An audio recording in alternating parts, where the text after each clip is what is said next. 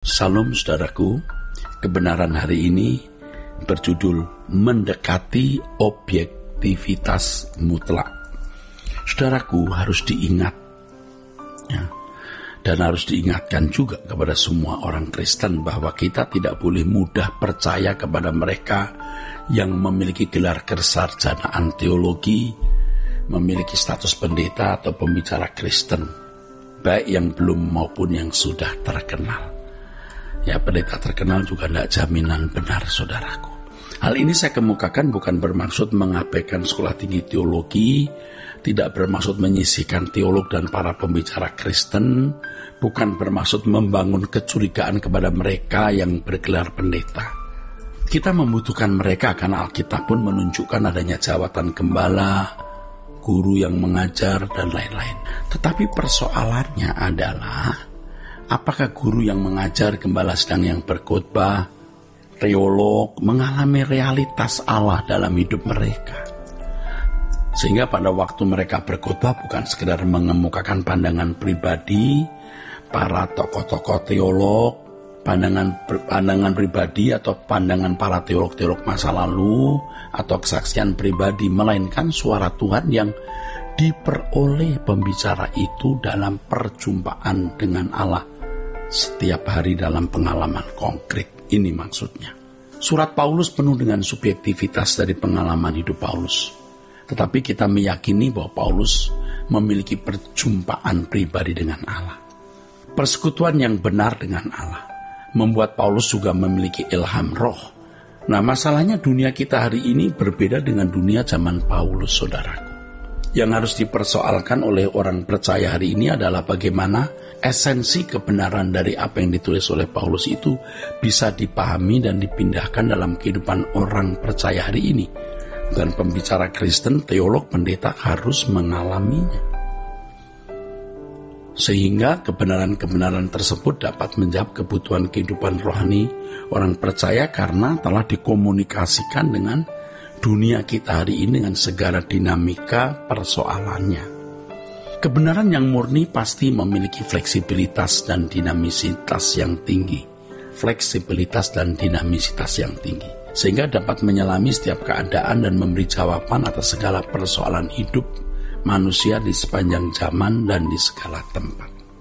Dalam hal ini yang dibutuhkan bukan hanya kemampuan menafsir tulisan Paulus, bukan hanya mengeksposisi ayat-ayat Alkitab, melainkan juga bagaimana bergaul dengan Allah yang memberi hikmat, pewahyuan dan ilham kepada Paulus itu.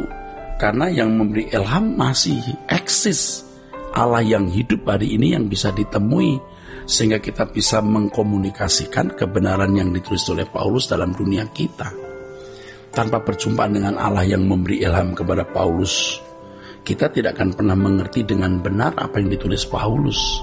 Harus kita ingat bahwa suasana kehidupan orang Kristen pada waktu Paulus menulis surat itu dengan latar belakangnya itu beda dengan dunia kita hari ini. Hal ini tentu saja sangat berbeda, ya. Tetapi yang penting Paulus menulis dalam perjumpaan dengan Allah setiap hari, perjumpaan yang konkret.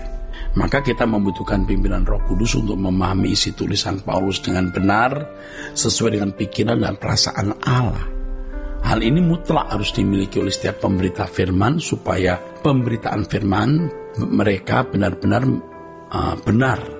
Dan setiap pemberita firman ini, entah itu teolog, majelis, pendeta, itu benar-benar menjadi juru bicara Tuhan. Nah, kalau mendengar kata juru bicara, jangan saudara lalu mencap itu kesombongan loh.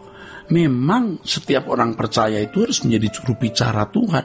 Yesus berkata dalam Yohanes 20:21, Yesus berkata, seperti Bapa mengutus aku mengutus kamu. Nah, kita ini kan jadi duta-duta Tuhan, juru bicara Tuhan.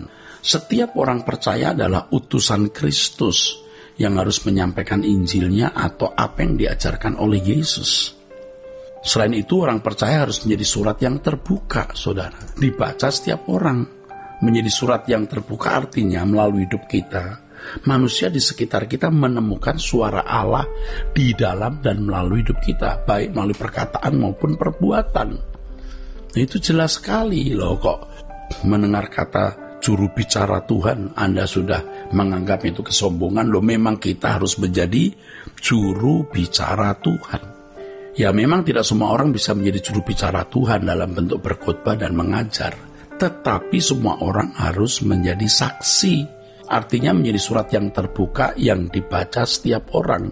Kita harus bisa membuktikan bahwa 2000 tahun yang lalu ada pria atau laki-laki yang bernama Yesus yang adalah anak Allah, sebagai juru selamat yang mau menyelamatkan manusia.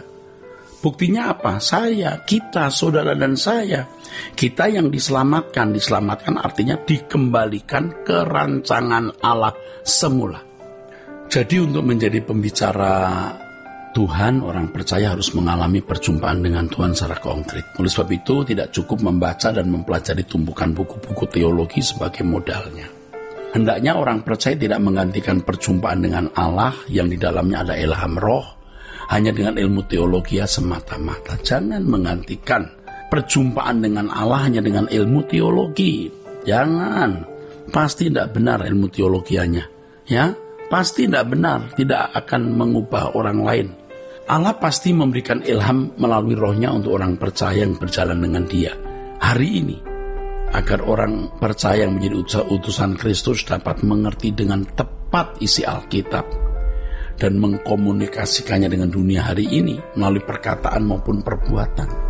Roh Kudus pasti memimpin. Ilham roh yang diberikan kepada orang percaya tidak akan bertentangan dengan pewahyuan Allah dalam Alkitab. Pribadi yang sama, Roh Kudus.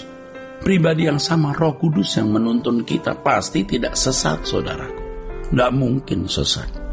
Ya, dalam hal ini subjektivitas pasti berperan. Harus dipahami bahwa setiap teolog pasti memiliki subjektivitas. Paling tidak subjektivitas yang didasarkan pada pandangan teolog-teolog terdahulu. Mereka merasa tidak subjektif karena melandaskan pandangan mereka pada pandangan tokoh-tokoh yang telah diakui memiliki penafsiran yang dianggap final dalam memandang Alkitab. Nah, ini juga jadi masalah.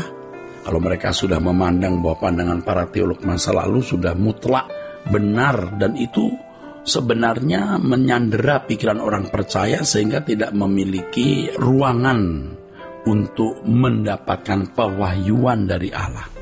Padahal bagaimanapun teologi adalah asumsi, tidak boleh dipandang memiliki kebenaran mutlak seperti yang disandang Alkitab. Orang yang mengalami perjumpaan dengan Allah secara konkret adalah orang yang memiliki kualitas subjektivitas semakin benar. Iya, subjektif tapi benar.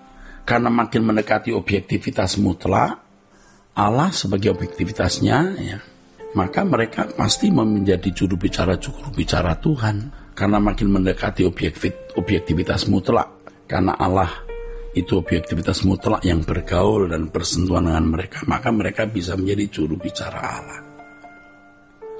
Karenanya menjadi kemutlakan bahwa pembicara Kristen harus memiliki perjumpaan dengan Allah secara konkret dan hidup di hadiratnya.